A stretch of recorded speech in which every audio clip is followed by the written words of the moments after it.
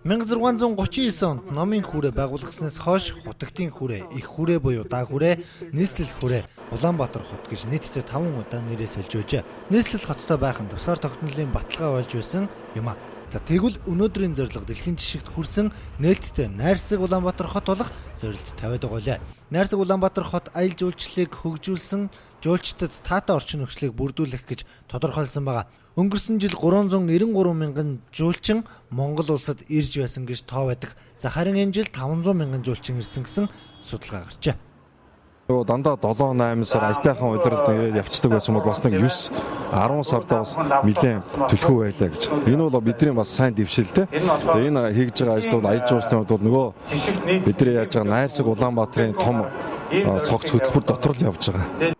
Жуулчдын тоо 110 мянга орчмоор нэмэгдсэн. Гэхдээ зөвхөн найрсаг Улаанбаатар хотыг зорж хэдэн аялагч ирсэн нийслэл хотод жуулчлал хийсэн болохыг тодорхой тоолж чадахгүй байна. Уг нь энэ жил 1 сая жуулчин ирнэ гэж төлөвлөсөн. За өнгөрсөн 1 жилийн хугацаанд Улаанбаатар хотод жуулчдыг татах зорилгоор олон арга хэмжээ өдөрлөг зохион байгуулсан юм а. Даншиг наадмыг гэхэд 560 сая орчим төгрөгөөр хийсэн байдаг. За мөн наадмын үеэр хэд хэдэн шоу өдөрлөг зохион байгуулсан жуулчдыг татах найрсаг Улаанбаатар хотын шинэ өнгө юм а. Яг тийм нарийн ширийн тооцоог гаргаагүй. Ямар ч байсан жуулчдын тоо бол өсөж байгаа. Жуулчдын тоо өснө гэдэг чинь манайд бас нийслэлд маань тийм ээ. Тодорхой үйлчлэгийн байгууллагын орлого бол нэмэгдэж, тэр хэмжээгээр бол нэмэгдэнэ гэж ингэж ойлгож байгаа шүү дээ. 500 мянган жуулчин нэг бүр нь 1700-аас 2000 орчим доллар Монголд зарцуулаад буцдаг гэсэн тооцоо байдаг юм.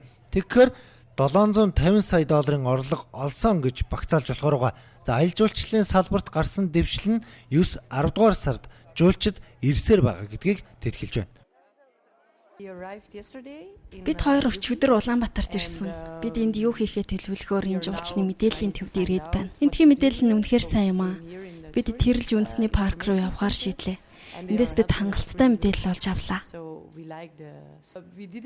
Энд их хүйтэн байгаа гэж бид бодоогүй, дулаахан байгаа л гэж бодсон. Бид 6 сарын турш аялж байна. Өмнө нь Оросд очиод ирсэн, одоо Монголд байна. Эндээс бид Хятад руу явах болно. Хүйтэн байна гэж таамаглаагүй нь туршлага болж байна. Хүйтний улмаас бэрхшээл тулгарч байгаа ч гэсэн сонирхолтой санагдаж байна.